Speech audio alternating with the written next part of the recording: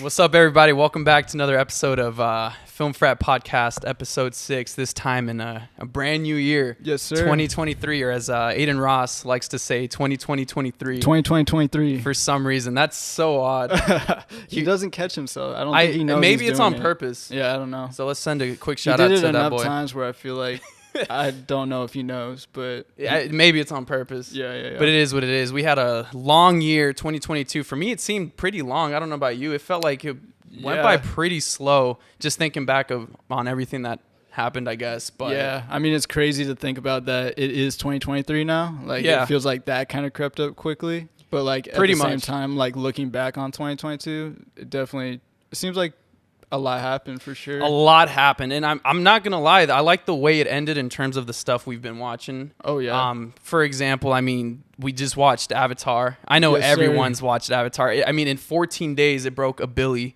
the Did box it? office. Yeah. So Dang. that's huge. Yeah. And it was long anticipated, long awaited film. Yeah, I mean, what, 10 plus 10 years? plus years Yeah. in the making. Yeah. And for whatever reasons it took that long.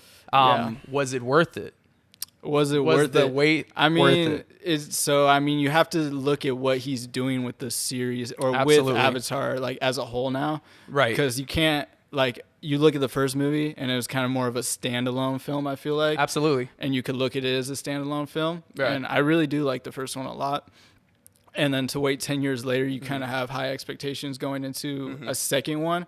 But the thing is, it doesn't, like, he already has a bunch of movies set, so it's kind of Lined like, up. Yeah, so it kind of seems like he's more of gonna build like a cinematic universe, I guess. So back when you were a little kid, right, watching the first movie, in your head, did you feel as though this story can continue? Or was that something you didn't really think about?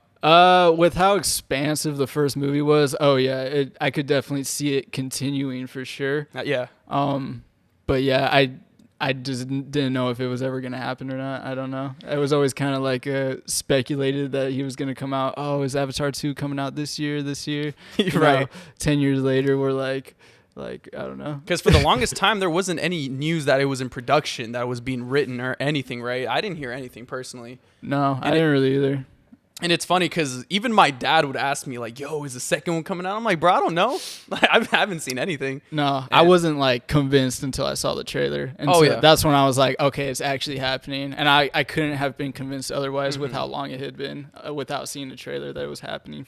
Yep. And as long as we waited, it translated into a super long film, 3 Yeah. hours plus. Yeah. And I just wanted, before we go into it, mention that it didn't feel like 3 hours, for me at least. No, A 3 hours plus runtime. It was paced pretty well. Yeah, I'm not gonna I thought lie. so too. And it's crazy because, like, you don't get into the new kind of waterfront oasis chapter of the film until like an hour in. Yeah, right? yeah, I would say so. Yeah, so what The water, like, I mean, it's basically the whole second act and third act, but Absolutely. like the world building of the water world is kind of like the whole second act. Like, it's really just you kind of exploring this new territory. For sure. And it's really beautiful. I mean, it is a beautiful movie. I mean, the shots were like amazing. The water was crystal clear. Crystal clear. It looks like you can jump in there. Yeah. It looked cold. absolutely. Looked It did cold. look cold. It did. But I thought that he did a good job. I mean, it was definitely, like I said, beautiful. And Yeah. do I think it dragged in a couple places sometimes? Sure. But Okay. like, Yeah. I enjoyed it. Okay. I So- definitely enjoyed it. So let's get into that. What about the movie did you like? What kind of, stuck in your head? Again, there's a lot to process. Oh, yeah. A lot. And after we watched the movie, it took us a while to really try to like talk about it. I remember getting out of theaters and we're like, damn. Yeah. There's a lot to dissect there, a lot to Oh yeah, digest. because there's so many new characters that weren't. Yeah. I mean, he has a whole family now, so Yep. you have to introduce The Solis. Yeah, the Solis. So what he had, there was four kids. So it was the Yeah. oldest, Mhm. and then it was the youngest, the troublemaker. Mhm. The youngest Youngest daughter. son. Yeah, youngest son. Sorry, yeah, oldest son, youngest son, and then you had the youngest daughter, and then kind of like the adopted Right. daughter. A reincarnated Sigourney Weaver. Pretty much, which we'll get into. So Right. you had kind of this expansive family, and I'm gonna throw Spider in there too, the human boy that they described as kind of just like a stray cat. I'm gonna throw him into the family because he kind of was part of the family. Yeah, you know what I mean? yeah, for sure. Yeah, And Definitely he had his stray own cat for sure. Absolutely. Just the way he hissed and stuff was kind of corny. Yeah. I'm not gonna lie, it made me feel kind of ugh. Yeah, it was kind of weird, but he did it a lot. he did. And but I liked his character. right, so yeah, you have this expansive family that now you have to write in and kind of include through the storyline. And this film didn't seem more so of a Jake film, but more so of the youngest son film. You really see his character arc, and you see him grow as a character, not as a person, but as an avatar. I guess. And throughout the whole movie, they're kind of like clowning on him for being weird and an outsider because of his hands. You see, he had like the 5 fingers, like a human. That was kind of like it was brought up a couple times, something like that, like with Sigourney Weaver's character, especially too. She was definitely kind of the picked on character, for sure. But like, I would say as far as who grew the most throughout the film, it was definitely the youngest son. The youngest son and the whale. And the whale. The whale, man. Yeah, I mean, if we want to get into like some of the things we didn't. Go ahead. Yeah, what's up? I would say stuff like that. There was just stuff like a storyline that had to do with a whale that just felt so out of place to me, or it just felt like it didn't feel out of place, but it just felt like a side quest. Okay. Like it just felt like completely like its own thing. And my thing was too, I guess it wasn't solely, but it was very prominently about this youngest son. Yeah, right. You saw him grow a lot, which is great, but you got 3 other characters, and not to say that they didn't. I think Sigourney Weaver's character, they definitely, the rebirth of Sigourney Weaver, I suppose. Absolutely. They kind of like explained her background a little bit. I mean, if you were to talk about the oldest son, though, we didn't get much on him. Not really. I mean, I feel like the oldest son was there to kind of show the spin image of Jake and how he really followed as like, you know, the head of the family afterwards. He's growing into this strong soldier who should look out for his family, and that's how he was being raised.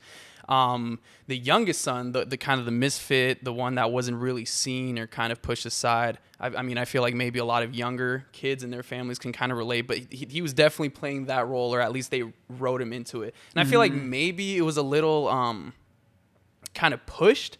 Like, oh, he's like the misfit kid who doesn't really fit in. He wants to be heard.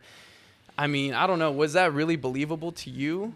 It just was pushed so much. Like that was that was a main storyline. It happened once, and then it happened again, and then I think it happened again. Like there was like 3 instances where it's like, you know, kid, what are you doing? Like, why are you like? He just solely getting mad at him, basically, or Jake getting mad at him. Yeah. And just it felt like it was repetitive a little bit in that sense to me. Yeah. But I agree. I like his character. Not that I don't like his character. I just would have liked to like.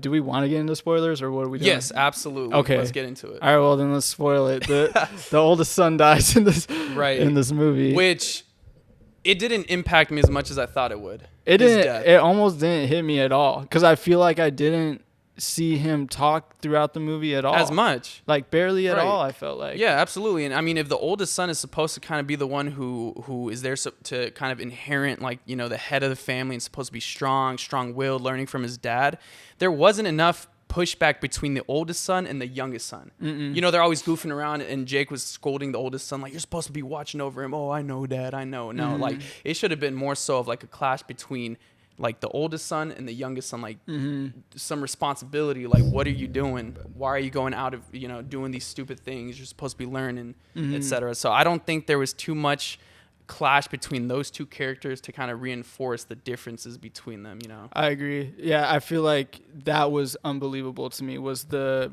oldest and youngest son's dynamic, I guess. Because it just felt like it just be like these like one-liners, like the youngest son would say something like, oh, you're just the perfect kid, you're the perfect child, dad, like your dad's favorite, blah blah blah, you know, all this. And it's kind of like, is he though? I didn't believe it. I don't know. I didn't get to know him enough to like, I literally that. So if they, like we said, they're making more movies, so maybe they have a chance to explain more of the oldest son's you know, backstory. But I don't know. I did not feel much at all when he Yeah, died, me to be neither. honest. But like, you know who personally. did? Huh? The mom. Yeah. Dude, she went crazy.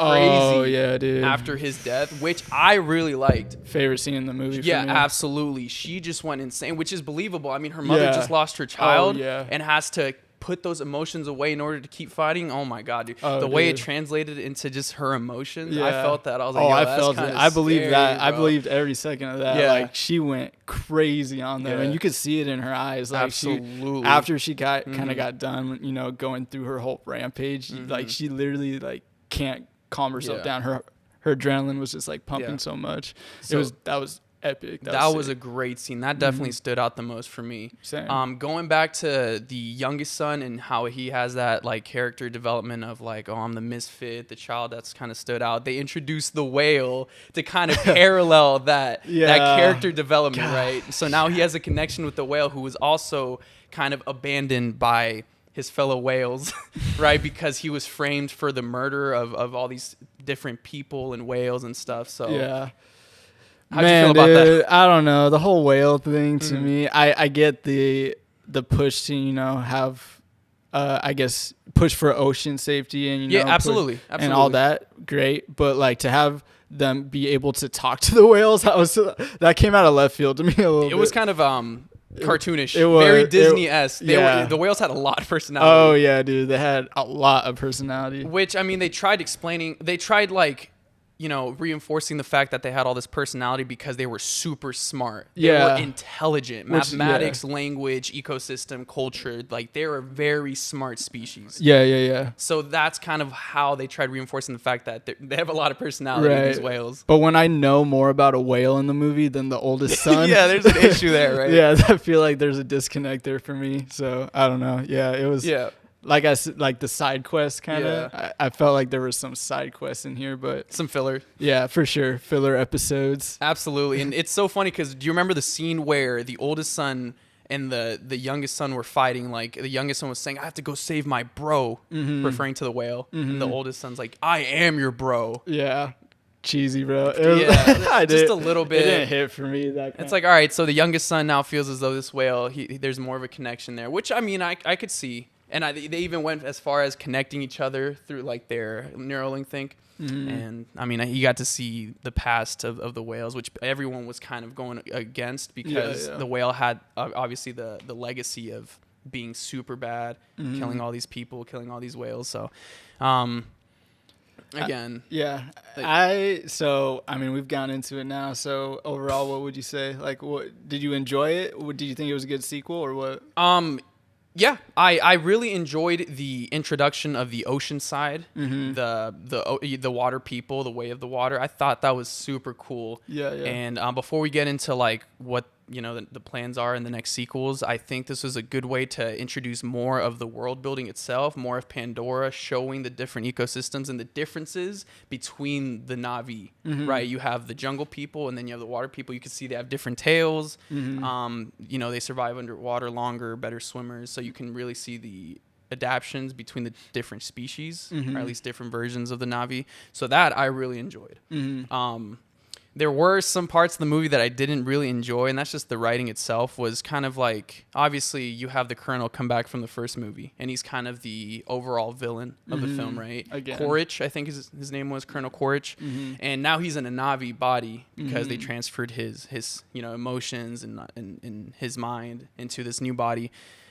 So you have like this end sequence, which the battle at the end was kind of cool. Yeah, I it liked was the cool. battle, and then you had the sinking ship. What I didn't enjoy, however, was you had all the water people kind of go with Jake after they captured the kids on the boat and stuff. So you have this huge anticipated waterfront of soldiers ready, standing on guard to face Quaritch and his people on this boat. And then the battle commences. Yeah. Where did the water people go? I know, yeah. What happened about there? That too. Like at the very end of the movie, I'm like, where did everybody go? Where are the water people? Yeah, they just weren't there. I was thinking about that too. Yeah. I was like, did they just leave? Like, did they not say anything? Yeah. I was pretty confused. Because you see them all charge, right? You see Yeah. them all start swimming, and they're super cool. What was that, like a flying... What was that thing they were on?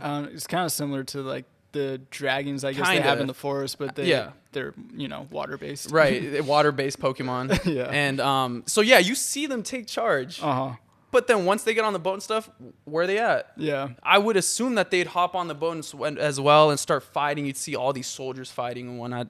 Nothing. Didn't happen. I know. Yeah, it was weird. And for the last fight scene, this is just like a little, I guess, gripe I had with it. As far as just technically the editing, I thought it was so choppy with the running away scenes, I guess. So the main fight is going down, and then you just see two other instances of people trying to escape water, which is fine. Like they're intense moments, but like this is like the pinnacle fight of the movie. Absolutely. And I feel like I'm not seeing it too much, like as much as I want to be.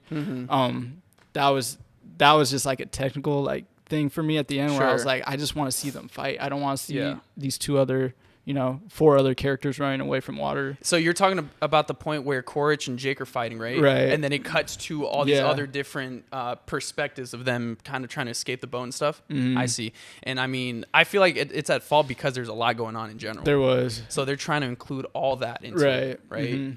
So yes, I definitely see that as well. But overall, I mean, I liked it. Again, it didn't seem like a long film, even though it was 3+ hours. I think it was paced well, and they're definitely obviously setting up for the sequels, which is confirmed. They're going to be releasing a 3rd one, 4th one, and talks about a 5th one if it gets to that point, which we'll talk about. And kind of going back to the characters, Sigourney Weaver's character, there's a lot of unanswered questions there in terms of how she came about, who her father is, why can she control the environment around her. She kind of has this like divine intervention power, so to speak, and unanswered. But it's because they're going to use her to set up the following films, which I feel like she'll be a very prominent character in, right? So what do you think of that? I mean, she was kind of an enigma a little bit, like, for the story. I mean, she did have a lot of unanswered questions, and I like her character. I mean, I like the idea of having a character surrounded, based off of Sigourney Weaver's character in the first one, just because I did like her character a lot in the first one. But they're definitely going through some loopholes to get there to like have that storyline be there. So absolutely, did it feel a little inserted into the film? To me, yeah, and I felt the same way honestly about Spider's character a little bit. He felt like an inserted part to like cause this, tension, I guess, or whatever. I don't know. Sure. But I like her character. Sure. I like her character. So let me ask you, who's the dad? Who's the dad? Did he go out for milk? Is he coming back? So what's the deal there? No, they were kind of teasing that it's that other scientist that was with her, right? Right, they were really, they were trying to tease that and push it for sure. Right. I saw that, which I don't think is the case. I have my own theory for it. Okay. Did you want to expand on that? Yeah, just a little bit. Okay. And I was just seeing this because I was on Twitter afterwards, and I was seeing like this thread of people discussing theories and whatnot. Like, was she pregnant already before she died? Right, in the first movie, you see Sigourney Weaver's human body as well as her avatar. They're trying to do that ritual where they transfer her human consciousness into the avatar, and it fails, right? She dies. Yeah. But and I agree with this theory on Twitter. They're saying that her consciousness was instead transferred into the divine tree, the spiritual tree. So she's now part of the world of Pandora, right? So you have Awa, which is kind of like this divine intervention. That's what they praise, like the God for their people, what they believe in. So people are saying her consciousness got transferred into that. So her getting pregnant, her Navi body, right, was more so of a divine intervention of Awa bringing herself into the flesh, kind of like in religion, like Jesus and God. Gotcha. God sent his son Jesus to walk the earth and kind of be in that flesh. People are saying Awa now sent Kiri, I think is her name. Yeah. To be that, to be Awa in flesh, in that personal form. You know what I mean? Which would explain why she has these like weird intense feelings of feeling the earth, feeling Pandora. She mentioned she felt the heartbeat getting stronger. Right. It also explains why she has this weird power to control the environment. She was controlling the fish. She was able to connect to the environment and use like the plants and stuff. Right. which is interesting. That explains a lot. Yeah, that would explain pretty much everything for Absolutely. the most part. Yeah. So that's a theory going around, and I really see that. I think the whole like, oh, maybe the scientist was the dad and stuff was to kind of throw you off from the actual, case. Mm-hmm. So I like that theory, and I hope that the following installments really kind of touch upon that in a good way. But yeah, I liked her character, and it was interesting to see Sigourney Weaver now voice that. You know what I mean? Yeah, that was an interesting decision. Yeah. But yeah, I like it. I mean, I did like it as a sequel overall. I mean, I wouldn't have liked it as much if I didn't know there were more movies coming out. Okay. I will say that as a standalone sequel, I would have been pretty disappointed if that was just the second movie and it ended there. I would have thought, okay, like especially with the oldest son situation, like getting to not know him at all, pretty much. Yeah.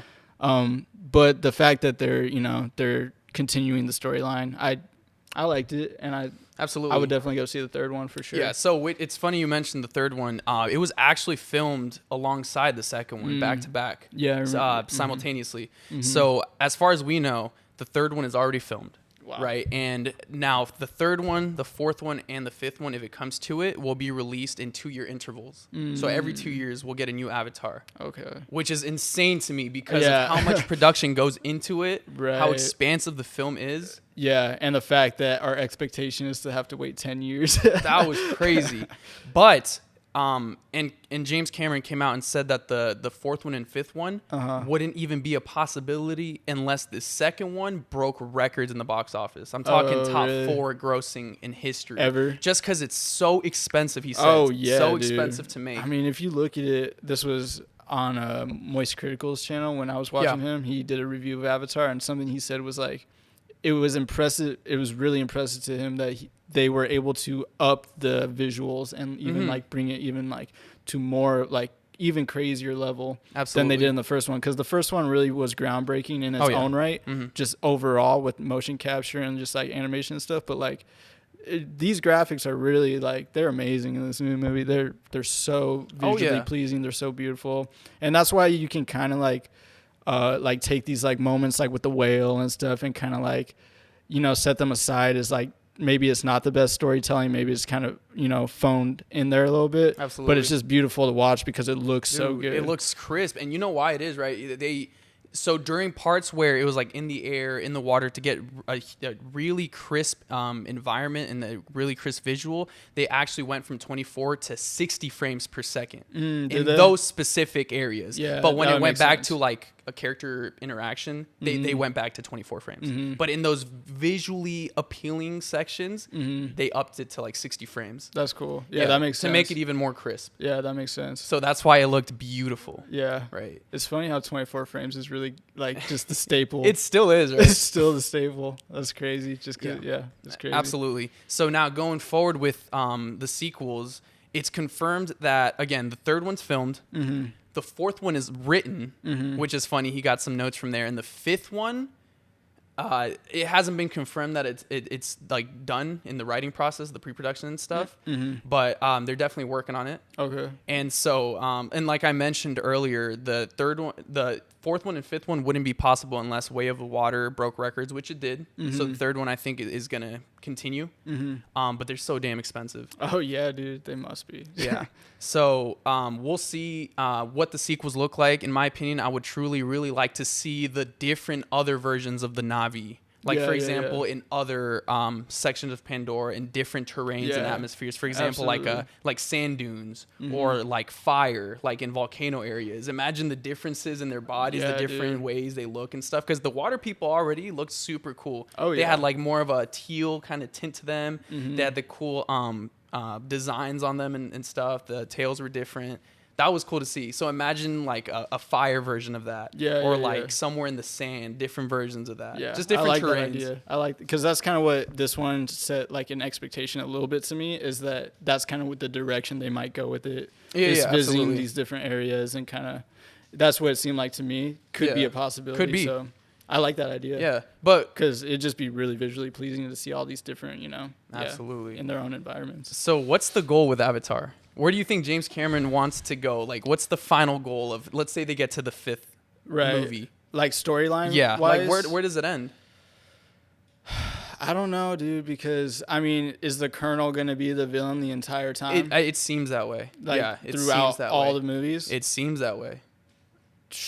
And Dude. it'd be cool to see the Colonel. You know how he's now in his Navi body. Mm-hmm. It would be cool to see a changing character in him joining sides with Jake, embracing that Navi side for them to fully come together and tackle like the ultimate whatever antagonist boss. Well, he's an interesting character, him in his new form, because he's not the actual Colonel. He's just kind of got his memories, right? Yeah.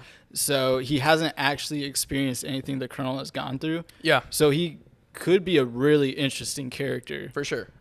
Like, for example, he becomes like self-aware. Absolutely. Of, like, that he's just kind of a clone. Absolutely. That could be really cool. What if he breaks through and has the thought of, why am I even trying to kill this guy? Right. Like, I'm no longer that Colonel. Is the U.S. military, the sky people using me just to try to get their way? Exactly. And then he changes over and has that kind of breakthrough. That'd be super cool. I like that idea a that'd lot. be a great idea. I think he has potential to be a really interesting character, but if he turns at some point, I mean, I don't know if that would take place, movies later, or if that would take place soon. Sure.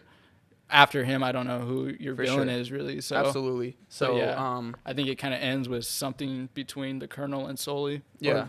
I keep calling him Sully Jake. Jake, yeah. Mm-hmm. So, let's keep that in mind. Once you write that down so we can email James Cameron and give him our notes for the film. Yeah.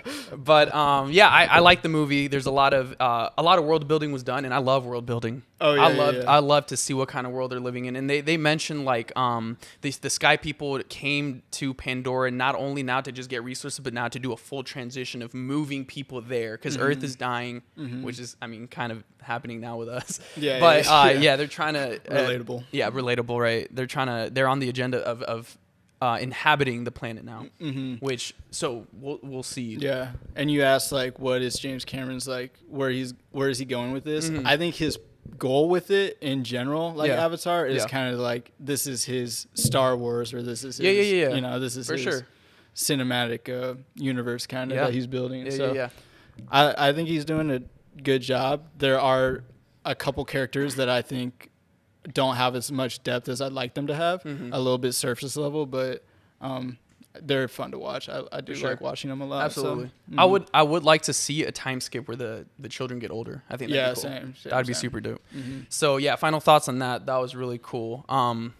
Man, we got to talk about Black Panther. I know we've been dying to talk about Black Panther. It's been a while since we've seen that. It's been a while, but it still resonates with me. Just how emotional it was. Yeah. How it really pulled the strings. We went to go watch it, and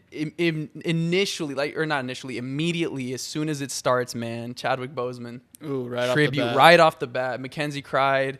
Curtis cried. I did. Curtis was on my shoulder. I'm like, it's all good, bro. I did. I cried a little Sorry bit. about that. No, Yeah. it's cool. My shirt was a little wet, but okay, cool. Regardless, though, man, that movie, bro. So let's get into the whole touching tribute first. It's crazy to me how the movie starts, and yes, in Marvel, like it was a tribute to T'Challa's death in the universe, but they paralleled it with the death of Chadwick Boseman to the tooth. You know what I mean? It, like precisely, it felt like not just the tribute to T'Challa, but the tribute to Chadwick. Yeah, absolutely. And that was crazy. It was, dude. I didn't expect that. I didn't know how they were gonna go about it. Yeah, but that hit. It hit, and then you see Shuri's AI explaining how he has this virus going through his body, and she's trying everything she can to try to form some kind of solution to save his brother. Right. And so he died of this unknown disease, which again, in real life, Chadwick Boseman died of cancer that no one knew about. He didn't make it public. So that parallel there, that's I think what made it super emotional, and it really hit. Oh yeah, you know what I mean? Absolutely. Yeah, that tribute in the beginning, because that is literally how the movie starts, and then you kind of go into that, and then it goes into the Marvel, intro, and it's just silence. Yeah, it's moment of silence. Just a moment of silence, and I remember I was just like, I got chills, bro. Like, dude, I got absolute chills, and they have I don't know if the Marvel intro starts after they have like the ceremony for him, but the ceremony too, because you have the close-ups on the family's faces even too. So it was just, and they had a mural of Chadwick too. So there was a couple times in that movie where I was definitely like tearing up. Absolutely. Sure. And kind of touching on that point with the funeral they had, it felt like the audience was there.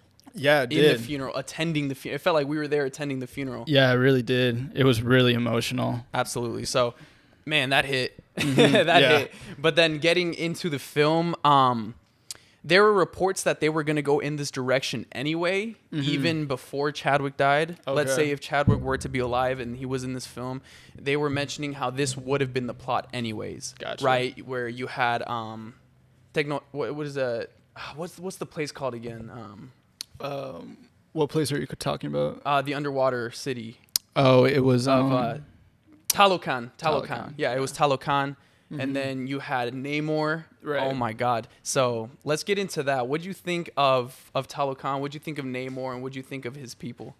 Well, when they showed it, so he kind of lives in an Atlantis kind of esque world somewhat, and it was dark. Like it was a really beautiful scenery, but it was really dark in there, and it kind of felt like it was very separate from the rest of the world. Yeah. How you had to get there and stuff. 100%. But it was really cool world building. I mean, and I really liked the storyline between, Wakanda and what was the name of the place again? Talokan. Talokan. I like the dynamic and like the storyline between them trying to figure some stuff out. I mean, yeah, absolutely. I mean, you see the similarities between the two nations and kind of the two just the two people, the two locations. And it's crazy because in this film, it's made known that Wakanda isn't the only place that had vibranium. You know how like they had the crater crash down onto Earth in Wakanda with the vibranium. Well, now another actual crater landed in the ocean, which gave Talokan its powers. You know what I mean?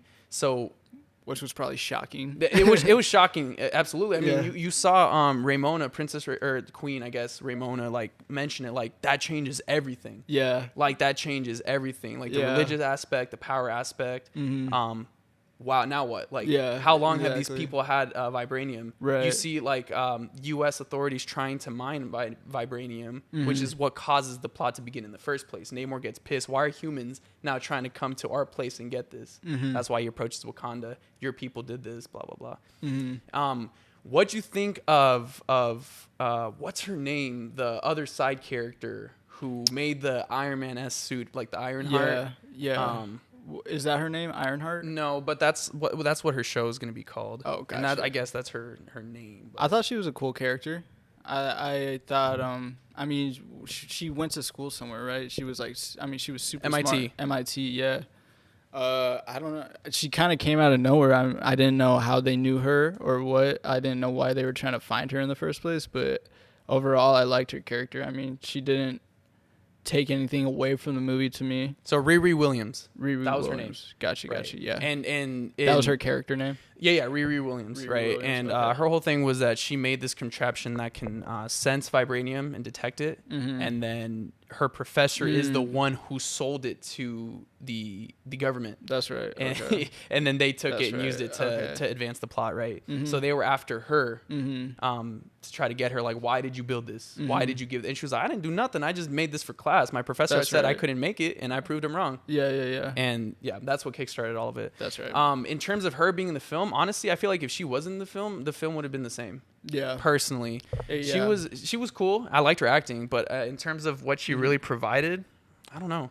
I agree. I mean, I don't think she added much. I did like her acting, like you said, but if she was in this movie, if she wasn't, it probably would have been pretty much the same movie. Yeah. All I remember is them meeting her, her being kind of captured for a little bit, and then her fighting a little bit at the end. Yeah. And that's kind of my, like, that's my memory of her pretty much. So absolutely. Yeah. So what do you think of the other characters in the film?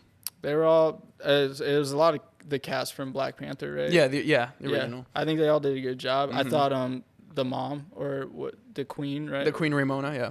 Queen Ramona, yeah. She, I thought she was kind of a standout in this movie. Absolutely, that speech she gave, where she was like, "Have I not suffered enough?" Dude, she was yelling. Man, that was that gave me chills. I was like, "Wow, that's powerful." Same, yeah.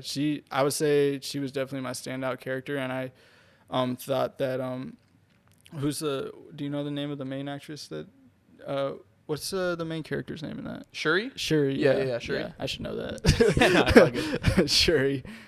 She did a good job too. I thought she did a good job. For sure, bro. Let's touch upon that, dude. She ends up becoming the Black Panther through so Namor gave her kind of one of their what was it, like a little bracelet that contained traces of their plant that also had DNA of like the construct of what makes vibranium, and from that she was actually able to replicate in her lab another herb flower that then was able to be broken down into the liquid they drink to turn her into Black Panther. So it was interesting the way she took it and what happened from there. That was interesting. To see Killmonger, dude, that's the first person that she was saw as Killmonger. insane. That's crazy, yeah. So you see, it's revealed because obviously you drink it and you go into the plane of where you see the ancestral plane, and a lot of people. I was expecting either Chadwick Boseman somehow, or maybe her mom, because this happened after her mom passed away, right in the movie.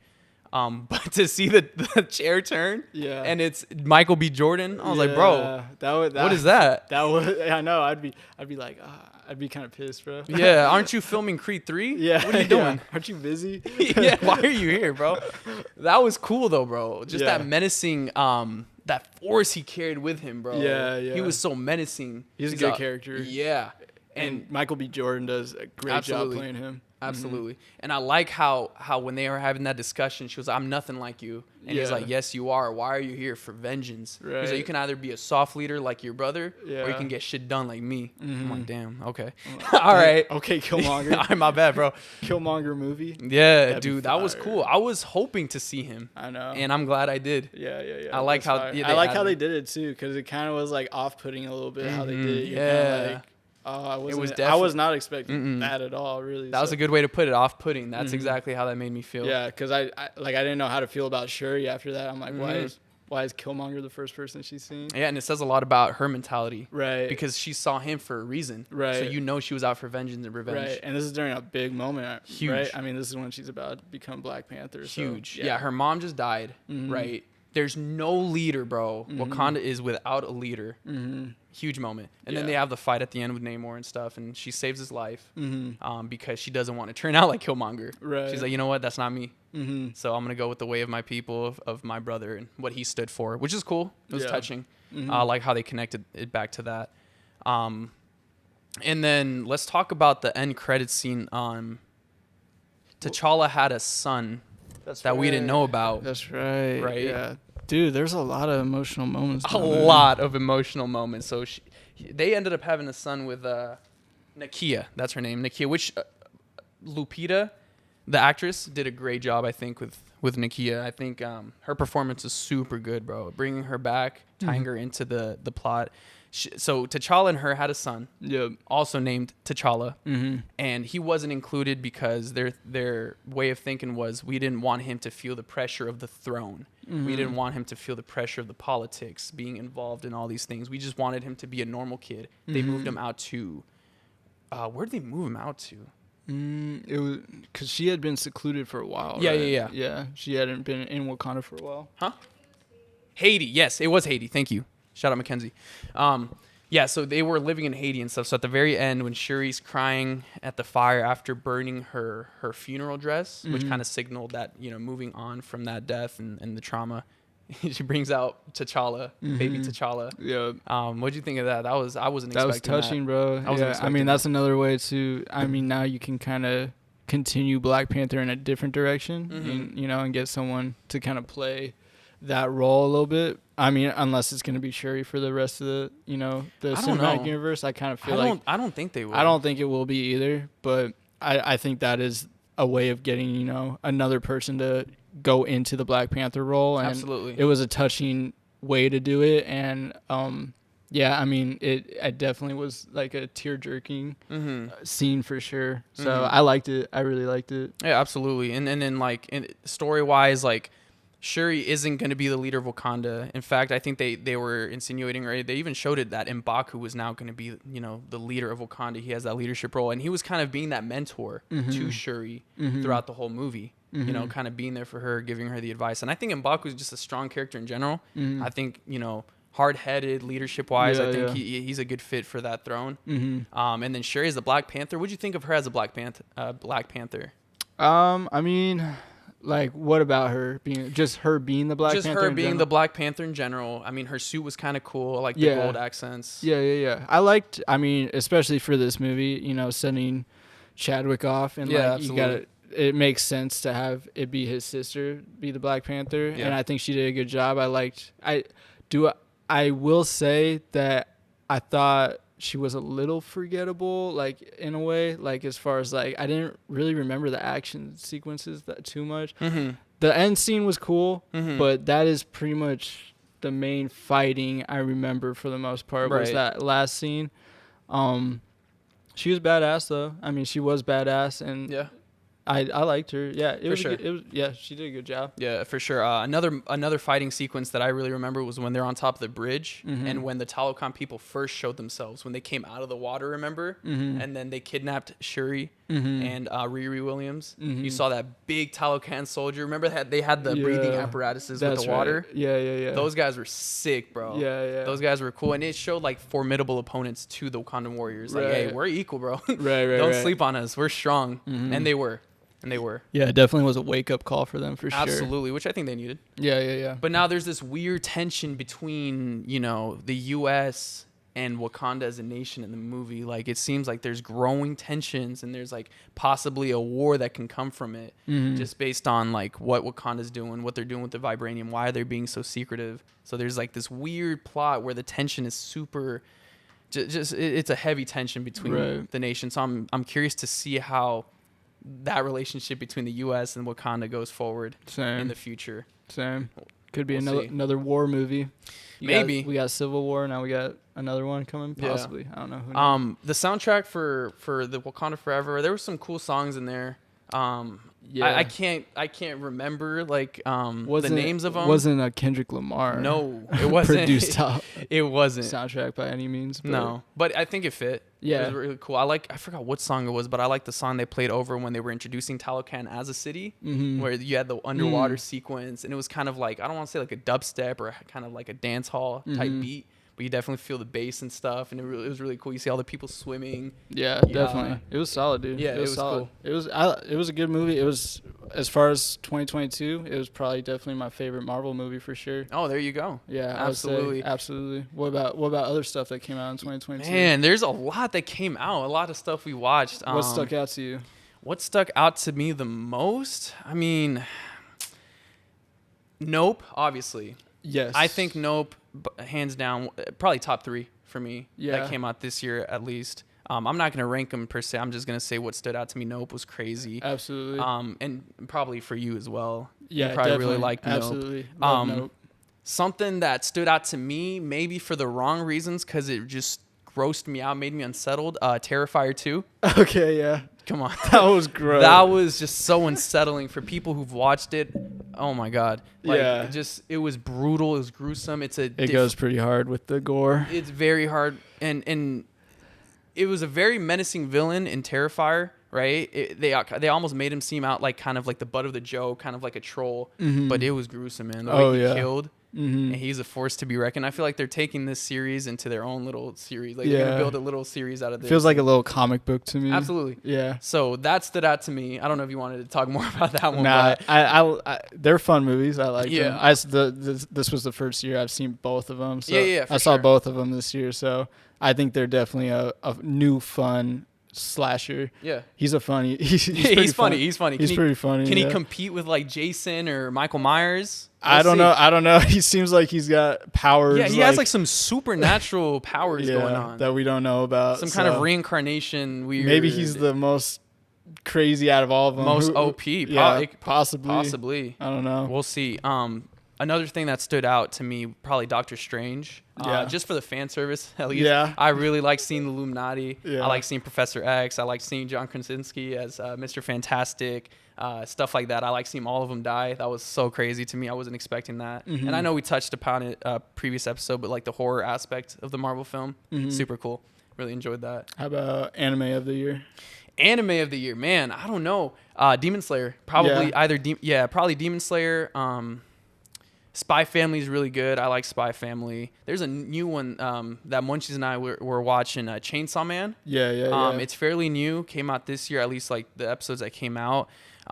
It's very pervy, very, very horny. I didn't really like the aspect that's kind of cringy, hard to watch. But aside from all that, I think it's creative. It's very gory, and the world building is actually pretty good. Cool. And they're getting into it. So Chainsaw Man, Demon Slayer, which you did watch season 2. Oh yeah, man, that loved it. Yeah, absolutely. Yeah, absolutely. And we'll touch upon like what the future looks like coming up 2023. But what would you say stood out for you?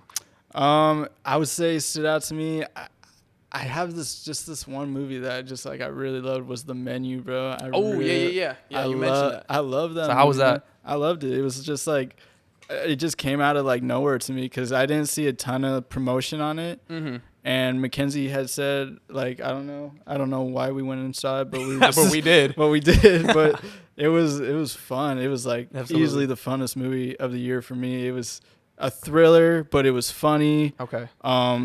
Everything made sense as far as like why things happened the way they did. Okay. And the chef, I'm gonna pull up his name because he did a really good job. He didn't carry the film, but he definitely like great role, great casting.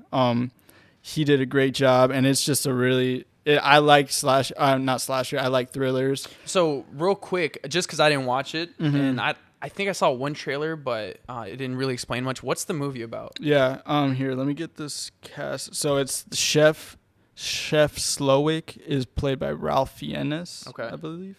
Yes, I don't know how you say that, but sure. shout out Ralph. Okay, Ralph. But so the movie's about like it's basically this restaurant kind of secluded, like in the middle of nowhere, kind of. Okay. And it's like the top 1% go to this restaurant. It's like very exclusive, very rich.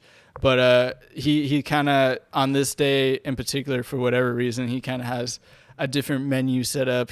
He has a little bit of a different agenda, the chef. Okay. Just based on things that have happened in his past. Do they show that? They explain it, and like he explains everything, and it's funny because like he's like got all this trauma, and he's got all these like, you know, he just seems like a very traumatized kid or whatever. Sure. That grew up to be this like, you know, above all chef. Sure. But like he pokes fun at his trauma sometimes, like in little ways. And it's funny. It's funny, dude. Okay. It's like a great movie because it'll make you like jump, it'll make you laugh. And I think they tied it all up in a really good bow at the end. So sure. Definitely a really awesome watch for me. And then me and Mackenzie also saw Babylon really recently. Margot Robbie, yeah. Brad Pitt, and it's by Damien Chazelle, who, you know, La La Land, Whiplash. Yep.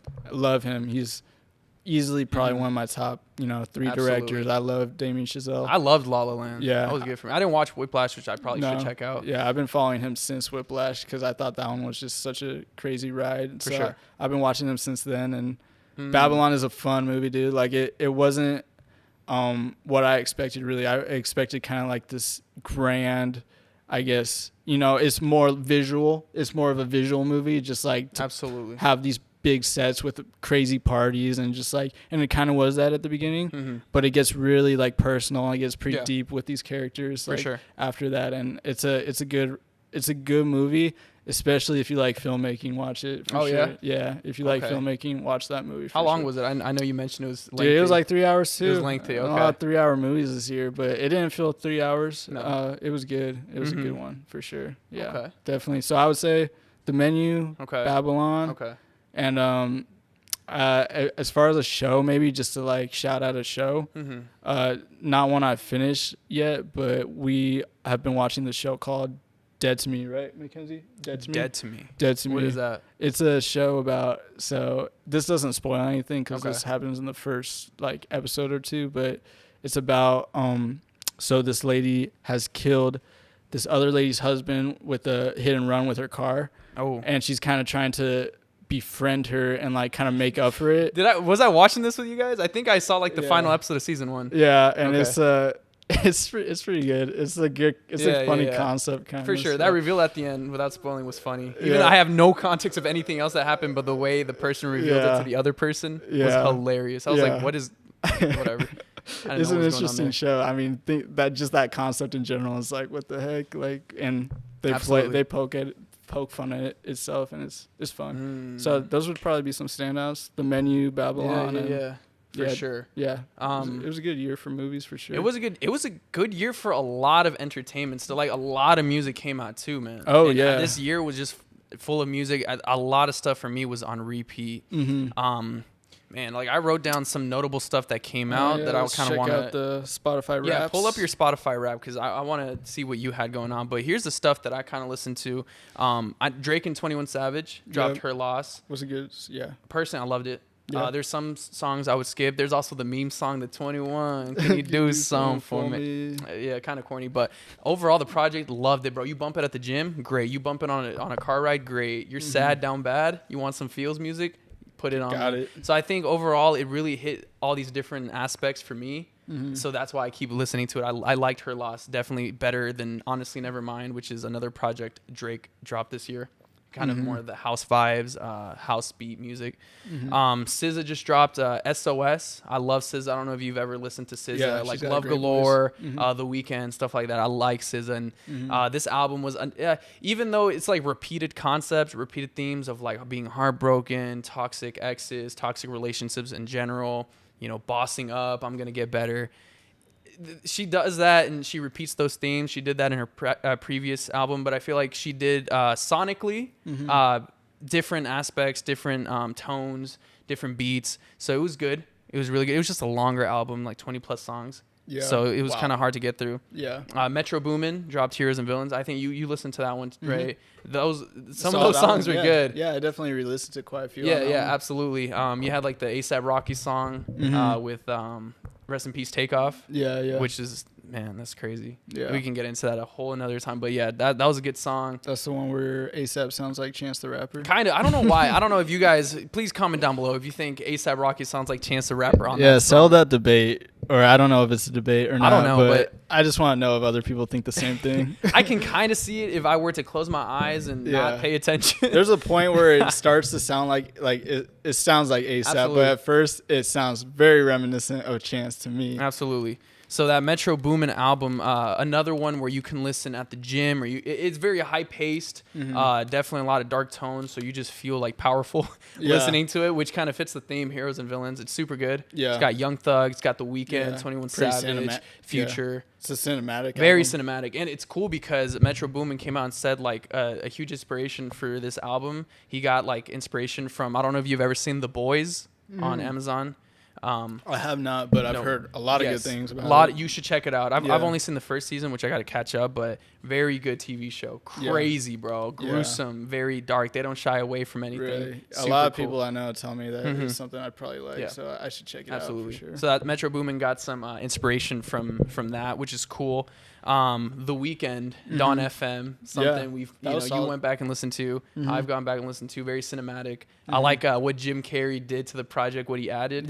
Kind of this overarching theme of like you're kind of in the middle of nowhere, deserted. You're just tuning into a random radio station. Yeah. And he tells you to sit back, kind of enjoy, relax. I like the way his voice sounded. It was cool, man. It really fit. And I like seeing people like him, like for example, also Morgan Freeman. Exactly. Yes. Right, so people coming in voicing, having that kind of clash of different genres and different modes of entertainment come in and kind of add their spin to it. That's super cool, man. Yeah. Makes it super cool cinematic. Collaborations. I love those collaborations. Yep. So it makes it an experience, you know what I mean? Definitely. Another one I wanted to shout out, Kendrick. Huge anticipation for Kendrick Lamar. Holy crap, Whether it still resonates now, I haven't seen much hype or buzz about the Big Steppers, his album. But at the time when it dropped, it was very heavy, a lot of images and a lot of storyline in that album, which again, it's not an album you're gonna bump. It's not gonna go radio. Like you're not gonna bump it like having fun. Like it's very deep and personal to him, which we've talked about. Yeah. It was a good album. I almost forgot it came out this year. Honestly. Really? Yeah. Well, 2022. Yeah. That's right. Sorry, 2022. That's right. Bad Bunny. Yeah. Man, that's my guy, bro. That was an album. Huh? Yeah. Bad Bunny. That was an album that dropped without any promotion or any hype. He kind of just dropped it, and it was a summer vibe, summer album. A lot of sad tones, but again, also like kind of on your come up vibe. You know what I mean? Very fun, very energetic, sunny, but also dark many times. That's a really good one. And because of that album, he went on tour. And dude, have you seen the prices for his tickets? People, no. Dude, oh my God, they're like in the thousands. Are you like serious? Really, yeah, for like trash seats. Yeah. Like this man got his bag, bro. I think he was one of the top listened artists on Spotify or in general. Okay. Pretty sure he was. I think he even beat Drake. Did I he? could be wrong, so fact check me there. But yeah, he was one of the most listened artists of 2022. And then kind of to end the year, and I do this every year, but I wanted to give a quick shout out for like Christmas time. You know, how people put on their Christmas albums and kind of fit the mood. Mm-hmm. My go-tos, Chance the Rapper's Christmas album, which is Merry Christmas, Lil Mama. Mm-hmm. Huge shout out. I put that on repeat every December, as soon as December hits. And another one I wanted to also give props to was Bryson Tiller. He dropped a Christmas album 2021, but I listened to it this past year as well, 2022. It's called A Different Christmas. Okay. Also very sad vibes, very Christmassy. It just fits the mood, and that's kind of just... Your Spotify Wrapped? Kinda. It's just what I've had on repeat. I've listened to a lot of music this year. Who was your most listened to artist? Drake. And it's like that every year, and it's going to be like that for the next decade. I think Drake's the GOAT. I've mentioned this before. If you want to come at me, go ahead. Please do so. Come at him. Come at me. I think Drake's the GOAT. That's just me. Drake will always be number one. Let's see my Spotify Wraps. Yeah, here. I'm curious to see what you have, what kind of vibe you've been on. So I have been very consistent, or I was very consistent all of 22 talking about Snot. And that's right. I will say that his album Ethereal. Ethereal. Not to be confused with Ethereum. Ethereum. Yeah. Wasn't that like that's the cryptocurrency. Crypto thing, yeah. Okay, yeah. You buy stuff with ETH. That's why I said that one time. Okay, yeah. Ethereum. Let me make sure that's right. No, ethereal. Ethereal. Come on, bro. Y'all are doing this already, bro. Come on now. Ethereal. Okay, Ethereal, but Snot. So here were my top artists. Yeah, okay? go ahead. I had Snot. Okay. And I would say I definitely listened, like probably 3 of my top 5 most listened to songs were from that album, Ethereal. Oh, no. Okay. So I listened to that a lot. And that came out early. That came out like January or February I remember of you talking about 2022. So I was bumming that a lot. What was... Let's see, Denzel Curry was my next. Yeah, okay, yeah. Denzel and Curry I bumped Denzel a lot, like consistently throughout the last couple of years. Melt My Eyes, See Your Future. Love that. That was an album that came out this year. And I mentioned on another podcast, but I saw him in live this year or 2022. Saw him in concert. Great concert. It was awesome. And it was a more intimate setting. So I definitely got spoiled in that sense. That's for cool, sure. for sure. So Melt My Eyes, See Your Future has some bangers on it for sure. What's a song you'd recommend off that? Because I haven't listened to it. Oh, yeah. Let's see. I mean, Walkin' is definitely his single that was like everyone, like not everyone, but like it was his most popular single off of that album. But if I was to recommend to you specifically something, I say X-Wing is pretty good or really good. The Ills. You'd like the Ills. The Ills. Okay. That's a solid one too. Okay. And dude, there's a lot on here that I really liked. So Denzel Curry for sure. Listened to him a lot. And then after that, Suicide Boys. Suicide Boys. Also again, you concert, saw him. And that was solid concert also. That was definitely a bigger venue. But they came out with Sing Me a Lullaby, My Sweet Temptation. And it was more like didn't start listening to Suicide Boys till like a little later than most people, I feel like. And so I've kind of like been up on their newer stuff. Okay. And their newer stuff, I've found, at least just in my experience, that it's a little more vibey and a little less like in your face than some of their other stuff. Yeah, and sure. I really like it. And I thought this album was really solid. There's 1,000 Blunts. Really, 1,000 Blunts. That's a really good song, dude. I had that on repeat a lot. Have you done 1,000 Blunts? No. I will never reach that song's pinnacle, bro. Okay, yeah. Absolutely. I know Nate likes Suicide Boys. I got a couple homies who bump them. Yeah, okay. I just haven't really listened to them now. They're solid, bro. Cool, and then after that, Night Lavelle, who I don't think dropped much this year. Night Lavelle. Yeah, and I mentioned him like on the first podcast, I think, but Night Lavelle. He didn't really come out with an album this year. He had a single, and he kind of has a cool aesthetic. Like, he came out with a song called I Spy this year. And his like featuring Kyle and Lil Yachty? Yeah. No, I wish, bro. That was a banger. No, just kidding. It was. But he kind of has the same aesthetic as The Weeknd, honestly. Oh, no way. A little bit. Like, if you watch his videos. Yeah. Different music, completely different music. But he's an artist, bro. Like, he really cares about, like, just, like, the production of his songs. He just sounds so crisp. Yeah. The music videos always look killer. He's a good artist, for sure. Like, overall, he cares about his image, like, his whole brand, like, overall, for sure. Yeah.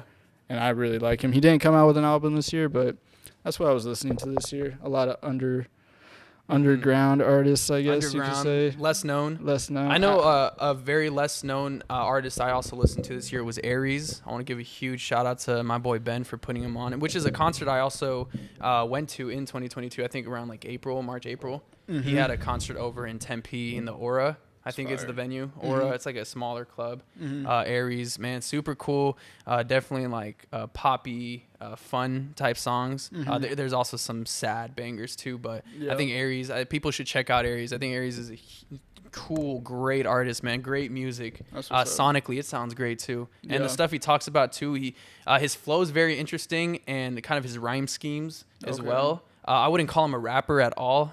He's not a rapper, but I don't even know pop artist. I don't know how to define him, so I'm not gonna put him in those walls. You know, don't put him in a box. I'm not gonna put him in a box. I'm gonna leave that box open. But yeah, definitely Aries. I think I want to give a shout out to Aries for people who don't know him. But yeah, like I said, huge year for music, and I hope 2023 capitalizes and also drops some bangers, man. You know what I mean? I want a J. Cole album. I think another J. Cole project would be sick. Who else would I want to see music from? Dude, I like Chance the Rapper, please, bro. Please. Yeah. Chance, drop something good, bro. I know you love your wife. I know you love your family and your children. That's dope, bro. But I seen him and Vic. But you still gotta work, bro. He's been okay. No, I'm not gonna discredit his work ethic. He puts in the work for sure. I go after him, not me. I'm playing. He's been dropping stuff with Vic Mensa. You know Vic Mensa, another artist. No, I don't think I do. Okay, another Chicago artist. I hope him and Vic Mensa kind of team up for a collab album or something. That'd be sick. But I just need some more Chance bangers. No offense, Chance. I did not like The Big Day. So come after him, come not after me for that one. But Acid Rap, Coloring Book, great albums. I want Chance to drop something this year. Yeah. Would you want who do you think would be a good drop for 2023? Ooh, I mean Night Lavelle for sure. Okay, there you go. Because his last album hasn't. What I just looked, and it looked like it was in 2019. I want to say. Damn, that's pretty long ago. I want to say that was his last album, but other than that, I don't know why this artist came to mind. Like when you started saying that, but Joey Badass. Joey Badass, I like Joey Badass. I thought he dropped something recently. Did he? I don't know. I don't really keep up on him as much as I like never know when he drops stuff, honestly. Yeah, for sure. He's not a huge mainstream artist by any means, but he definitely has his bangers. Looks like his last album was 2022. Yeah, so see, I knew, but I knew he dropped something. But, yeah, so Joey, never mind.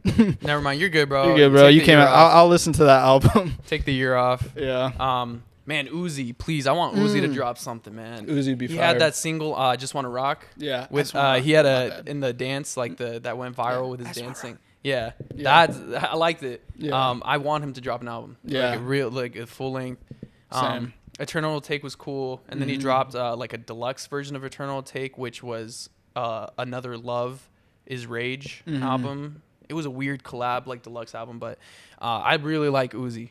I like Uzi. And I don't know.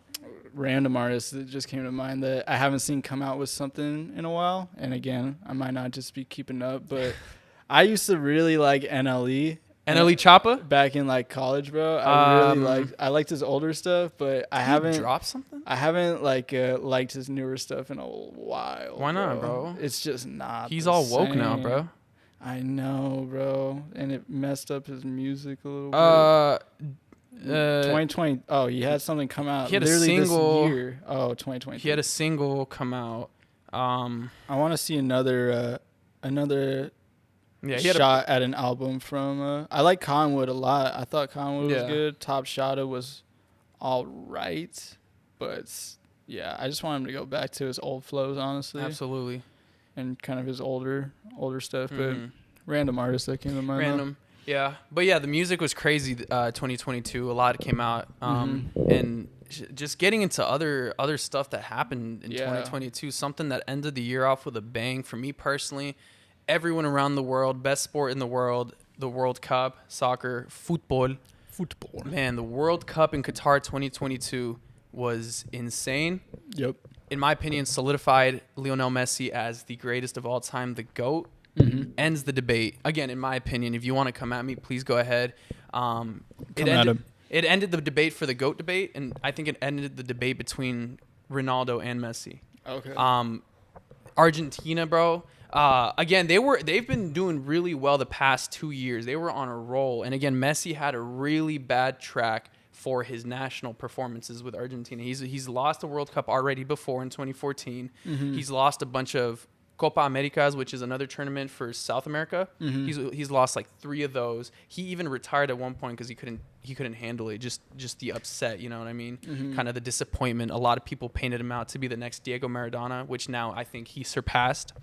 But I kind of just want to go over this briefly, just how crazy it was, right? So if you don't know, and I'll explain it to you, the World Cup has group stages. Gotcha. Right, so there's multiple groups, and in those groups are 4 teams, and in those 4 teams, all the teams compete for points, and the top 2 in points move on to the elimination rounds, right? Okay. So Argentina ended up starting their group by losing to Saudi Arabia, which is one of the hugest upsets in sports, right? That's how they started their run, and everyone's like, yeah, we knew it. See, Messi ain't going to win nothing, bro. He's trash. Yeah. He's trash. Well, look what happened. Anyways, so get this, right? They made a crazy run, Argentina, in the knockout stages, right? So they ended up advancing, as we know, and they ended up playing Australia in their first knockout round of 16 stage. Dang. They ended up beating Australia 2-1, so they advanced. The game before, they went up against Netherlands in the quarterfinals, which Netherlands beat the U.S. Remember how U.S. was making a cool run? Unfortunately, the U.S. got knocked out. Not cool enough. It's football, not soccer. Do you remember that debate? Like, it's called soccer. That was what they were chanting and stuff. Oh, what? USA was? Yeah, USA. It's called soccer. On, yeah, guys. They're being cocky, bro. It's called soccer. No, it's not, bro. They ended up losing to the Netherlands. No wonder they lost. Yeah, dude. I know, bro. But I'm not going to lie.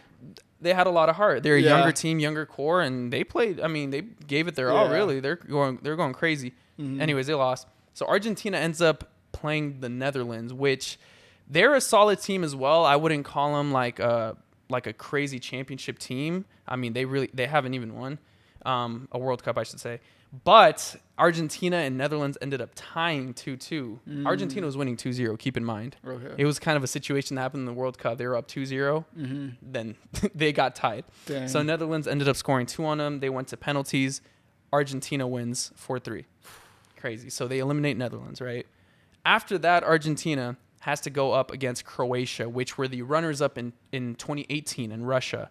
So Croatia ended up making the finals in 2018 against France, and they lost against France. So they were second place. Okay. So a lot of people were like, yo, Croatia's going to make a crazy run this year, which they kind of did.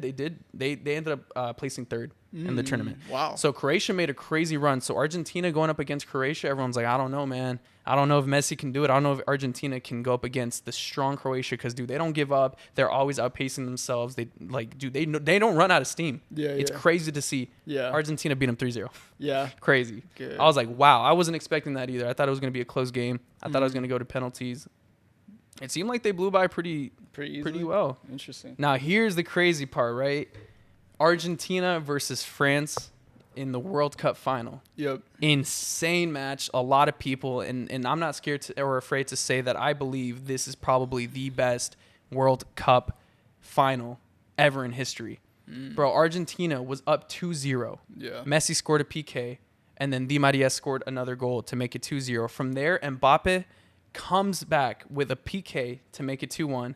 And then he scores another crazy first-time volley to make it 2-2. He won it. He scored both of their goals. Both of their goals there. Keep that in mind. Okay. Monster. I got a huge shout-out to Kylian Mbappe from the French national team. He's probably going to be the next, like, the one. You know what I mean? He's probably going to be the next one. Gotcha. So how old is he? He's him. He's 23, I believe. Wow. He's young, bro. Yeah. A lot of people are calling him the next Messi and Ronaldo. Again, I'm not going to go there just yet. We'll see. He already has a World Cup, though. He won the World Cup in 2018. That's crazy. At the age of 19. Well, that was easy. Yeah. But, again, France was stacked. Anyways, so they were 2-2. They go to overtime, right? They pass 90 minutes. Messi ends up scoring another one to make it 3-2. Dude, just the anxiety I was feeling. I was at work watching this. Crazy, bro. 3-2. Mbappe scores another goal. He gets a hat trick. Wow. In the World Cup. 3 goals. Wow. For France to make it 3-3. Wow. They go into penalties, and then the rest is history. Argentina beats France in penalties in 4-2. And yeah, so Crazy, Messi won dude. his World Cup. I think that ends the debate. Yep. Personally, I think he is the GOAT, cemented, better than Maradona, better than Pele in my opinion, better than Ronaldo, and that's all she wrote. That's so all she wrote. Great way. He's still competing. He's not retiring. He said he wants to keep playing as a champion, but there goes Messi cementing his legacy, which honestly couldn't have been written better, bro. Yeah. Towards the latter part of his career, finally winning the World Cup, the biggest sporting event, in my opinion, in the world. All came full circle. It all came full circle. So I hope they make a documentary. Yeah. That would be so That sick. would be so sick, to dude. see that. Oh, yeah, they must, dude. Yeah. And it was so cool to see, like, Messi and Salt Bay, the two goats on the field together. Oh, my God, bro. That was the corniest, cringiest. Dude, it just gives me the icks, bro, thinking about Salt Bay running out there, thinking he's part of the team, snagging the trophy at points from Dude, the what players, is he taking doing, pictures. dude? At one point, there's a picture of him biting the other player's medal. What They're is doing he- like the side hug, and the other player's medal is in his mouth. Like, bro, what are you What doing? a clown, dude. Oh, my God. Biggest cloud chaser. I think he's overrated. The fact that he became famous over the salt pinching. Overrated. Like, how can you, like, Yeah. this is what it He is, was bro. riding that trend. Yeah. And he still does. That's his personality now. Absolutely. Yeah. So the fact that he got onto the field, I don't even know how that happened. They should have kicked Exactly, him off. right? He shouldn't have touched that trophy at all. No one besides the team that won it and their families should be touching that trophy. Yeah. That the fact that he was able to hold it pissed me off. I know, Sam. But he's the GOAT. And I don't I'm just even, I'm kidding. not even like, like, it didn't mean as much to me as like it would for you, but like, he just looks like such a clown on there to. Biggest clown. Yeah. So But not to take anything away from Messi, the actual GOAT. The GOAT, the greatest of all time. But yeah, again, cemented. Yeah. And I'm glad, bro. That ended 2022 for me in the best possible way. Yeah, dude. Hell yeah. But yeah, the sporting world had a lot of stuff happen in 2022. Yeah, definitely. I mean, you had the Warriors winning the championship again. That's right. And then you had, the Astros taking their crown in a legitimate fashion. Wow. So a lot of people I was reading after that happened on Instagram and Twitter were saying that regardless of even they won this ring, they still can't get away from what happened prior to when they won the other ring. The just how illegitimate it was. It doesn't boost them past that. You can't forget what occurred to them in their franchise, right? They'll always be seen as at least a couple guys on that team. Not everyone on that team now is a part of that team that was back in 2017 and possibly a couple years after that too. But yeah, dude, it does at least for them say that they can do it without cheating, but they didn't need to cheat in the first place. That's what I'm saying. That's kind of what is like annoying about it. But Absolutely. yeah, it's just kind of like I didn't watch the last game of the World Series because I felt that they were gonna win, and You had that sense. I have that kind of that same mentality towards them that they are cheaters. So who did they play? Sorry, not they to played cut the you off. Phillies. Okay, that's right. Bryce Harper. Mm-hmm. And Bryce Harper was having a really kind of like I guess you could say story, or like what is it called? Like just a story, story tale, I guess. Is that what you call it? A fairy tale postseason kind of. Yeah, and he was having a really good postseason. It kind of looked like he had matured past like this player that he used to be. Yeah, which is true. He has matured past that. Absolutely. He used to kind of be a hothead. For sure. And he has that a little bit in him still, but he's kind of gone past that. So it kind of was nice to see him come around and like it looks like okay, he's just here to get business done and play baseball, and he's not gonna come with that baggage. And I was rooting for him. I like Bryce Harper a lot now, and yeah, it just didn't pan out that way. And the Astros won, and I think for them it's good in the sense that it gives them the validation that hey, they can get a World Series and a ring without banging on trash cans. Dude, that was crazy, bro. Yeah, but so I can't believe they thought about that. I know. Came up with that. Right.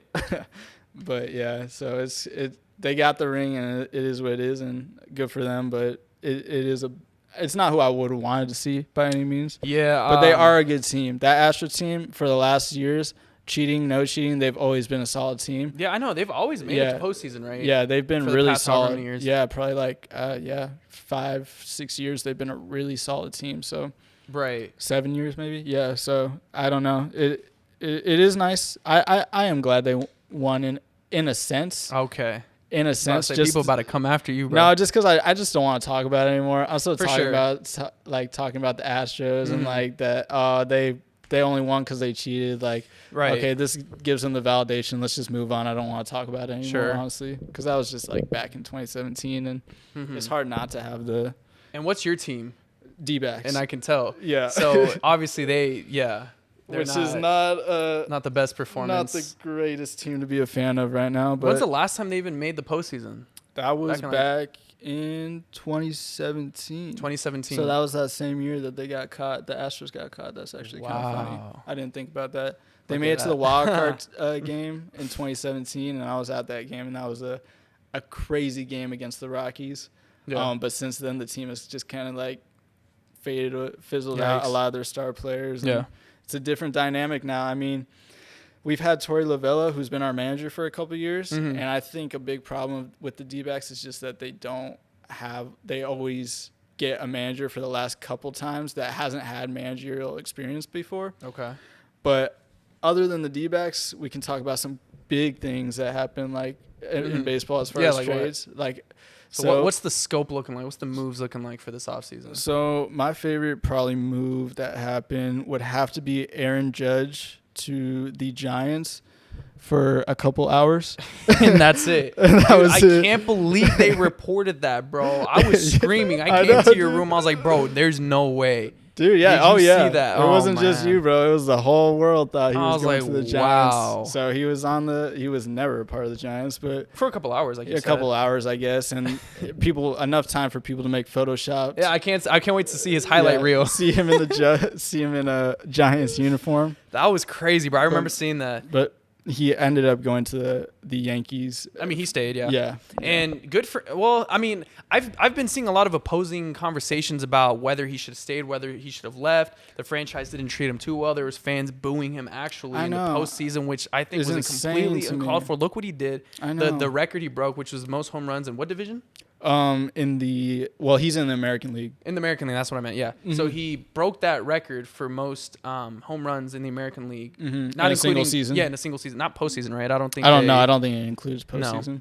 But for him to accomplish that feat, and then look how well the Yankees were doing up to that postseason, for fans to be booing him, for fans to be calling him overrated, stuff like that, I think is completely uncalled for.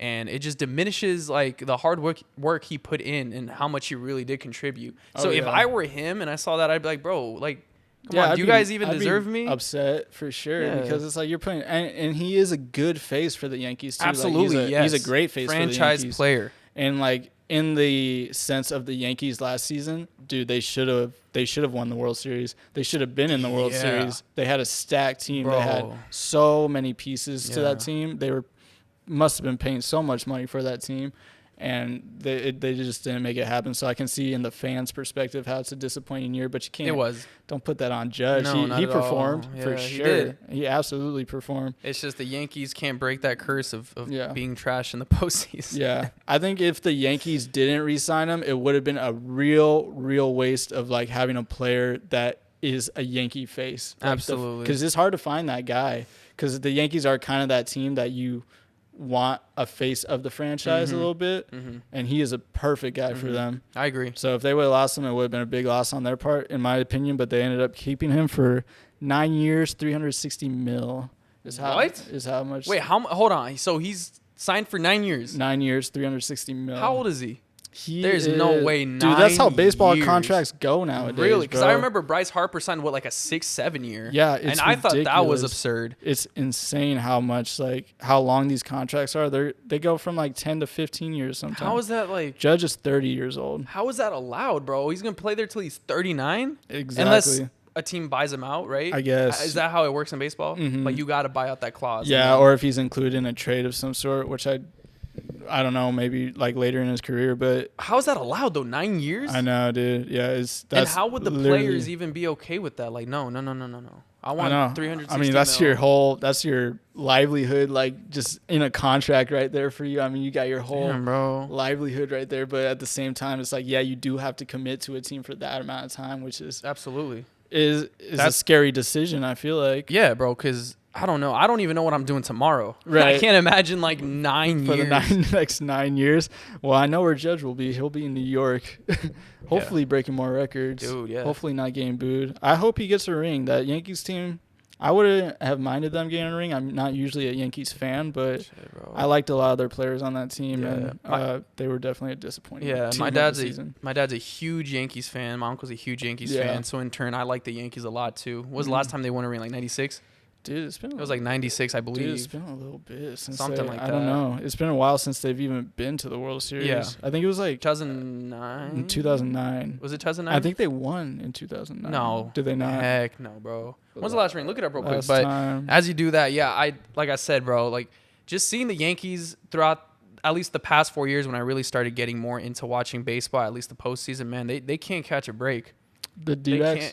No, the Yankees. Oh, the Yankees. I'm sorry. Yeah. They can't catch a break. I remember seeing last season when they lost against Boston. Man, I'm like, bro, really? Yeah. Bro. And it would have been Boston, too. Come on, man. It would have been Boston. It's funny, right? It just happens. But, yeah, I don't know. Yeah. I don't. Oh, so that was actually – so the last time they were in the postseason – no, that was Houston. That was the series against Houston when everyone thought that Judge should have been the MVP. Instead, they gave it to Altuve. Yeah, bro. What was that about? I don't know what I'm looking at right now, honestly. I just tried to find the last time they were in the World Series. Did you find it? I don't know. It kind of put me in a rabbit hole that I didn't want to go down. Anyways, but yeah, they haven't won in a while. Yeah, so but as far as another move that happened during the postseason, Justin Turner, I thought that was a pretty big move. And he was at Dodgers, right?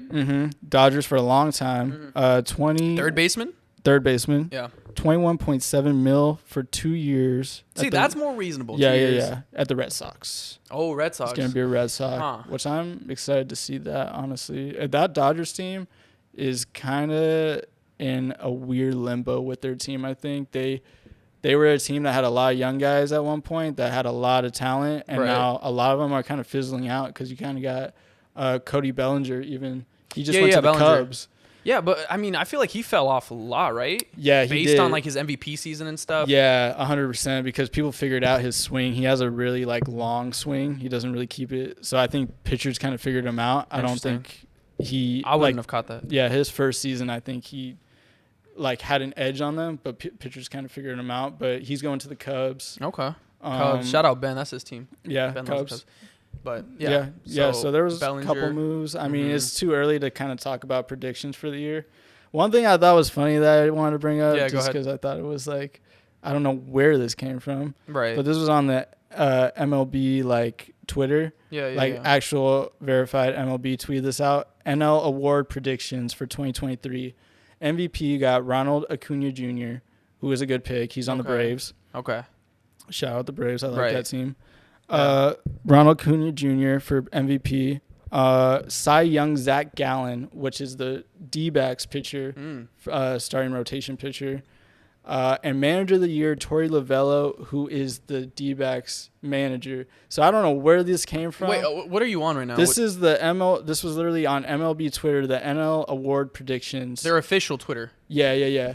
And well, this is the beginning of the season, so it really means nothing. But I just wonder where do they get that from? Yeah, what's the basis on? Yeah, I have no idea, but I just thought that was really funny and interesting that D-backs took up 2 slots on the award prediction for Cy Young and Manager of the Year.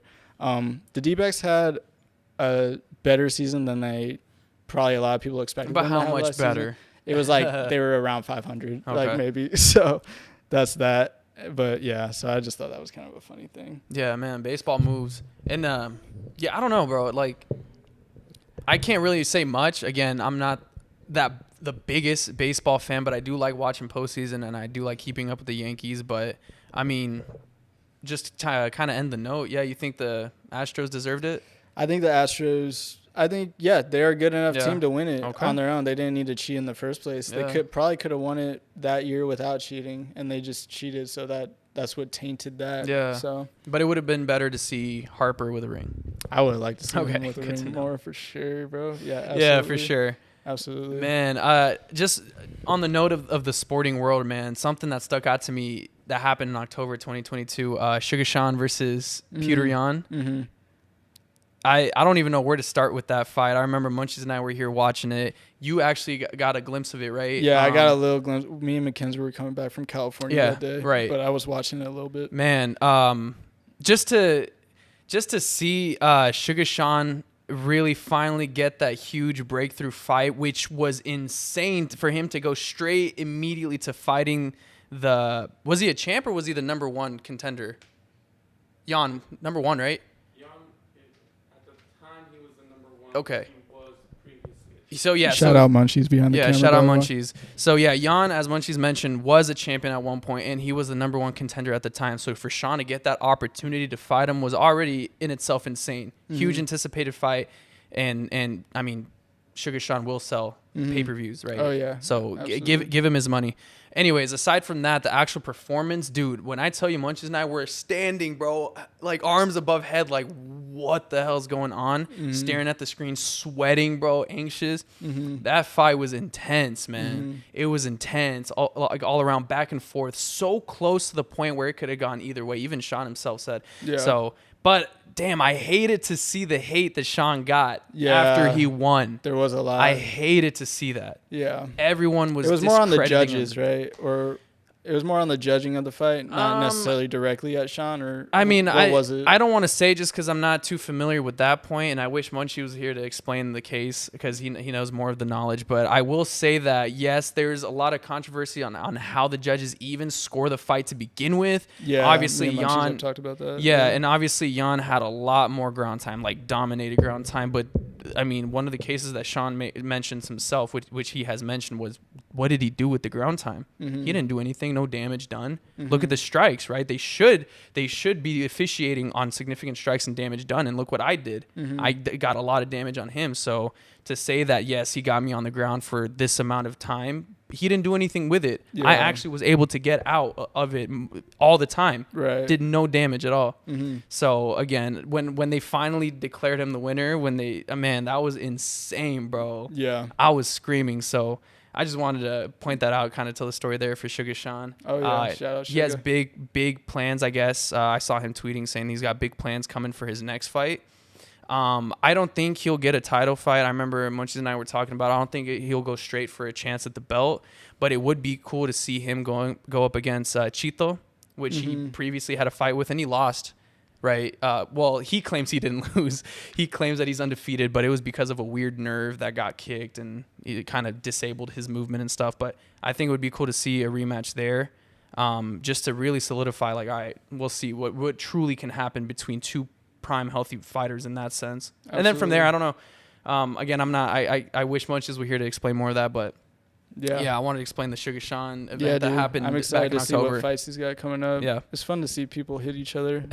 Sometimes. Yeah, like, actually, yeah. Yeah. And like I saw like Will Smith, I think, hit Chris Rock earlier so this that year. was UFC pay-per-view 279, Chris Rock versus Will Smith. Dude, that was a good card. That was a good card. I think they were the co-main. Yeah. They were the co-main. I think Had to be. Ngannou was the main right there. But yeah, Will Smith versus Chris Rock was crazy. Crazy and it was, showdown. I mean, again, at the end of the day, I don't think a lot of people were watching the Oscars anyway. Yeah. But the fact that happened, everyone immediately went to go Oh, report yeah. that immediately. I saw it live. You dude. saw it live. I wasn't watching it. I didn't see it until the next day Yeah. when I woke up. But what? So go ahead and give It your was just impression of. Well, my whole family was just in the living room, and we kind of like look at each other after it happened. And we were like, "Was that scripted or like?" Did it seem scripted? Because It it just kind so. of felt scripted, but like there was like it felt like there was a weird, awkward silence, and then it kept cutting out Chris Rock's mic. It felt like because he was like talking to Will Smith, right? So they kept Yeah. cutting him out, and there's the delay where people, they're take out whatever they said, Right. So it when it very initially happened, I was like, must be scripted, right? It must be Absolutely. a scripted thing. But the more it played out, like after that, I remember me and my brother Carter, we looked at each other, we're like, Bro. did we just what did we just watch? Like, Yeah. did that actually just happen? We were kind of like, Yeah. that seemed kind of real. Yeah, absolutely. It was Absolutely. a staple moment of 2022. That's agree. for sure. That was the most random thing that could have happened. Oh my gosh, dude. Like, from my observations, right, I saw it the following day. It was trending everywhere, bro. Literally, that's the only thing you saw for that day. It looked scripted at first when he initially slapped him and walked off, and then Chris Rock followed it by making the statement of, damn, Will Smith just slapped the shit out of me. Right. So I was like, oh, wow, funny. Yeah. Like, cool bit. And then he kept going. Yeah. And then he kept going. Yeah. And then you can tell just body language itself and what Will Smith was saying back to Chris Rock, like, keep my wife's name at your mouth. And he's like, it was a G.I. Jane joke, dude. Right. Chill. Yeah, that was crazy. It was so uncomfortable, bro. Everyone in the crowd, so you saw their uncomfortable. faces and stuff. Oh my gosh, They're dude. sitting there like, damn. Dude, all there's right. so many opportunities too that Will Smith could have like played it off. Like, I feel like Chris Rock even gave him a little opportunity to kind of like not make a big deal out about it. Like, Yeah. Will Smith just slapped the shit out of me, you know, kind of like Yeah. making a joke about it. But then Yeah. Will Smith came in aggressive. But what was so bizarre to me, dude, like even beside that, like the fact that so he made the G.I. Jane joke first because Jada Pinkett has alopecia, which is, she struggles with her hair and stuff, so she shaved it, goes bald. He makes a joke referring to that, like G.I. Jane 2. Like when you see the clip, as soon as he makes that joke, it cuts to them, right? Yeah. Will Smith sitting next to her, and he's laughing. I know, yeah. He's laughing, so I don't know if he's laughing out of like awkwardness. He's laughing to kind of cope with the fact that that's messed up or something. Yeah. But the following action does not correlate with the reaction Yeah. he had initially to that joke. I think Jada gave him a look. of some Absolutely, sort. and Yeah. I understand. We can get into conversations of, was it justified? Which I don't want to. I don't want to sit here and it's justified because of this. No. There's already a huge debate going on. Well, good thing he slapped her. No, that's messed up. Yeah. Whatever. He did what he did. Yeah. The fact that he assaulted Chris Rock, or if whatever, He assaulted him. Yeah, I slapped him. He I was slapped like, him in the damn, face. bro. Yeah.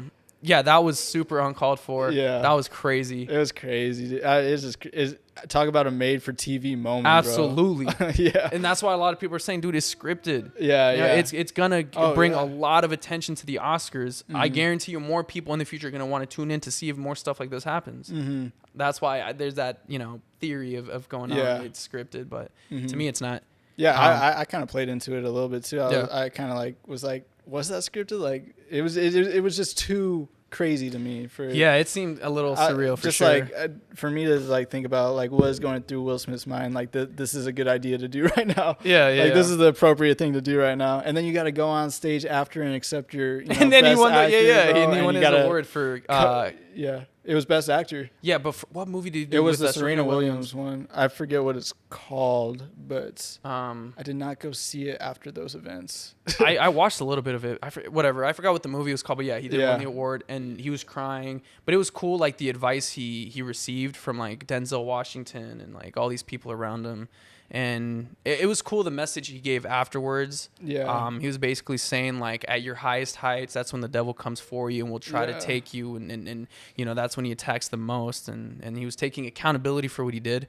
Yeah. But it was still so weird to Somewhat, yeah. see. It was odd. It was an odd. Man, it was Showed a lot, bro. I don't know. I don't want to go into it too much, but it was crazy.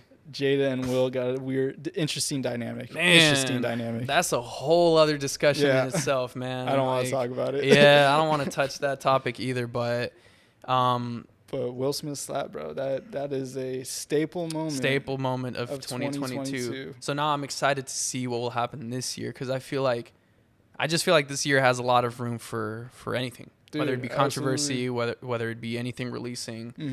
I know I'm excited for a couple drops. I'm sure you're anticipating some cool stuff. Absolutely. I'm just, man, I want to mention this right now. I'm just waiting for Attack on Titan. Please, just finish Attack on Titan, bro. I'm done waiting for part 1, part 2, part 3. Yeah. I'm sick of it, bro. I just want to see Attack on Titan finish. Yeah, I this need guy them to sits at close. his phone refreshing Every the news single day. every hour on the hour. It don't stop. And so it makes me anxious. I want it to stop. Please just end it, bro. And the reason I haven't read the manga and stuff because they came out and said that the anime ending will be different from the manga. It'll take on a different approach. So I'm curious to see what that will look like. Yeah. And obviously, once it ends, I'll go and read the manga version or at least look it up and see how it differs. But Attack on Titan, I'm waiting for. Demon Slayer Season 3, the Swordsmith Village arc.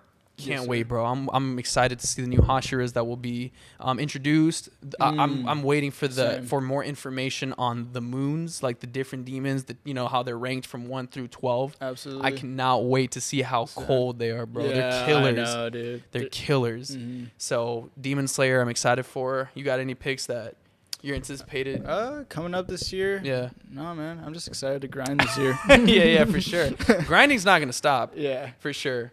Grinding's not going to stop, and obviously, man, I'm excited to intake all that media so we can talk about it. Yes, sir. Man, Indiana Jones coming out. That's would I say I'm excited for it? I don't know. I don't know, man. You haven't seen the trailer either. I haven't seen the trailer. Good. We can save that for something else. Absolutely. But, yeah, I don't know. It should be an interesting year. Yep. I'm excited to see what happens. I'm excited to see what we make. I'm excited to see what comes out of this year, but I think it's going to be a cool year. Yeah. We're going to be making a lot of content. Absolutely. I'm excited. I think it's going to be a good year for Film Frat. Yeah, most definitely. So with that being said, we appreciate all the support. Thank you guys for tuning in. Thank you guys for giving us the clicks, giving us your undivided attention. And from there, we'll just keep continuing to do what we do. Hopefully you guys will be there for the ride. And any last thoughts? No, sir. We're going to get it. It's going to be a good year. Let's get it. Yes, sir. 2023. Yes, sir. Appreciate y'all. Hot.